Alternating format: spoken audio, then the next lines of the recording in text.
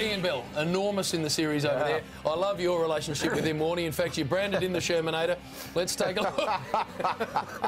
And he's not the Have a look at him. If the Sherman had a couple of blonde highlights, it's spot on, isn't it? He's an ugly critter, he is. the one in the red. The Shermanator. No, the one in the red. Well, full points to Warnie for coming up with that wonderful Ian Bell Shermanator from American Pie doppelganger revelation. But what he's done is given us some inspiration to come up with some other lookalikes in the England squad. Here's Jason Statham from The Transporter and his twin brother, Matt Pryor. Then there's Stuart Broad from the Harry Potter movies, Draco Malfoy. Of course, here in Brisbane this week, the Courier Mail has been refusing to name Stuart Broad. But of course, in Harry Potter, it's Voldemort who's he who shall not be named. And then there's England's fresh-faced opening batsman, Joe Root. And American talk show host, Ellen DeGeneres. Uncanny. Well done, Joe. I like that last one. Joe Root. Yep. Brilliant. Now, we've run masterclasses over the years and they're fantastic. What we thought we'd do each test match for the season is help you coaches at home. A lot of fathers coaching their sons and daughters and just coaching in general, as well as kids learning a lot from the likes of Brett Lee. So we'll be trying to get the best advice throughout the season to help you in the backyard, in the nets, wherever you may be, to keep improving at the game that you love playing. So, Coach Brett Lee, it's over to you. Firstly, who have we got here to help us out? Tom, Darcy, Alexis and Emma. I hope I got the names right. Yeah, well, thank you, kids, and hopefully you'll learn a lot today and stuff that you can take away. So, all right, we want to improve our bowling. We want some drills to do in the backyard of the nets. Where do you start? Well, I reckon the most important thing, especially with the kids and at this age, is to hold the ball. And the way to hold the ball, kids, is we want to look at the seam and we want to look at which way we're holding the ball. So you get your 2 fingers and your thumb. You want to get it right on the seam like that. Yep, so if you hold your finger like that, your 2 fingers down the seam and underneath, that's perfect. That's the seam. Excellent. So those two what that go does right is there. actually allows the ball to come down, hopefully with the seam coming straight out, and will give you the most opportunity to swing a ball. At this age, the kids won't be able to swing the ball, or hopefully they can, but it's a really good angle to start off with and actually help the kids. Well, that's good to know, but I know my little fella, he just wants to bowl. So start off with an action, and a lot of kids don't understand the concept of keeping that arm straight. So how do you teach a kid to keep the arm straight in a proper bowling action? Well, the most important thing with the kids is to bowl with a straight arm, as you mentioned, Slats. And has everyone here been on a seesaw? Yeah. So you want to get your arm out. So put your arm out, kids. And watch Brett. Put your arm out like a seesaw. So arm straight like a bird, like a flying bird. And you want to come straight over, keeping a nice straight arm. So your arm comes straight over the top. Beautiful, like that. What we don't want to do is run in and throw the ball.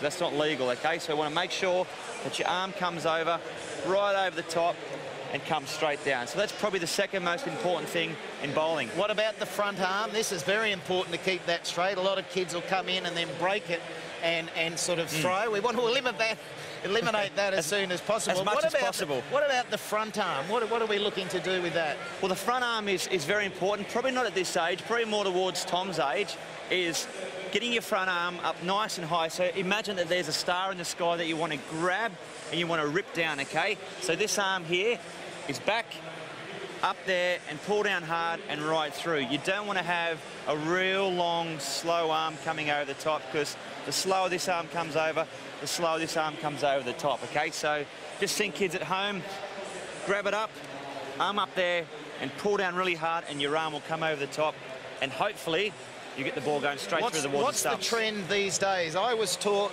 to look around my arm there, to get very side on. Does it matter whether you're looking that side or that side? The mindset used to be to try and look behind or look in that window, but what that does straight away is it actually gets you in the wrong balance and gets your head pointing over towards the side. You can see how my back straight away is hyperextending. I want to fall over like that. That's not good for bowling. You can look straight through. Your arm's only there for a second, so just think straight up, straight down, and straight through over the top. So just imagine, don't try and do that, kids at home. Try and either look through there or right through your arm. All right, kids, you want to bowl some balls?